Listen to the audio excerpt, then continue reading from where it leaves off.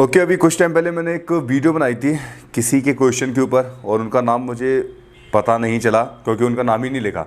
Okay उन्होंने एक और बार कमेंट किया है और ये बोला है कि जो आपने पिछली बार वीडियो बनाई थी उसमें मेरा जो मैक्सिमम प्रोटीन है वो मेरी नेचुरल डाइट से ही पूरा हो जाता है और बाकी का जो है मैं स्कूप से लेता हूँ, यानी कि प्रोटीन सप्लीमेंट। अब इन्होंने ये और कहा है कि मैं आइसोलेट प्रोटीन, बेसिकली मैंने आइसोलेट प्रोटीन के बारे में और बोला था। सो ये बोलते हैं कि मैं आइसोलेट प्रोटीन इसलिए लेता हूँ क्योंकि ये कंसंट्रेट प्रोटीन से बेटर है, और ऐसा इसीलिए बिकॉज इसमें फैट परसेंटेज कम है और जो प्रोटीन है वो बहुत ज़्यादा है।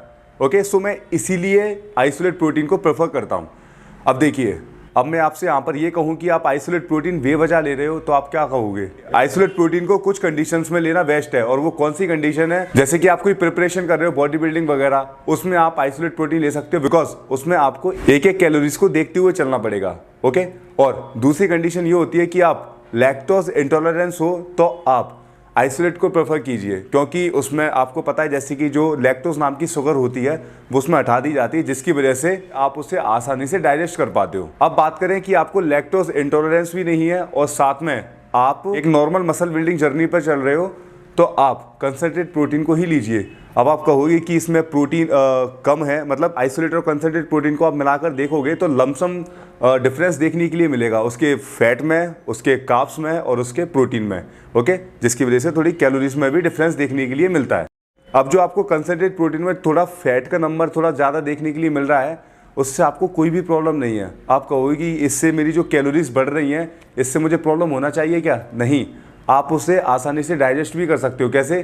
थोड़ा सा लो इंटेंसिटी कार्डियो ऐड कर लेना, थोड़ा सा मेहनत कर लो, तो आप उसे आसानी से डाइजेस्ट कर सकते हो। क्योंकि देखिए, यहाँ पर बात फैट प्रोटीन की नहीं है, बात यहाँ पर अमाउंट की भी है। आप कोई भी कंपनी का, अच्छी कंपनी का आइसोलेट प्रोटीन लेते हो और उसका कंसंट्रेट प्रोटीन देखना, दोनों के अंदर डिफरेंस देखना कितने हज़ार का मिलता है।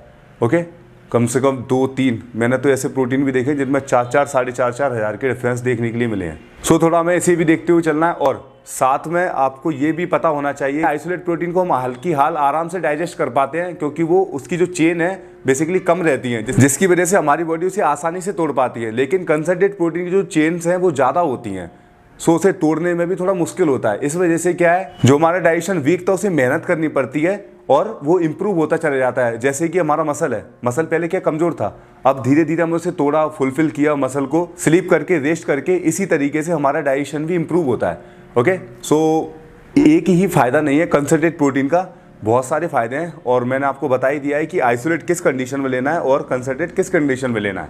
ओके, आई होप आपको अच्छे से समझ में आया होगा मैं आपसे क्या कहना चाह रहा हूँ। बाय।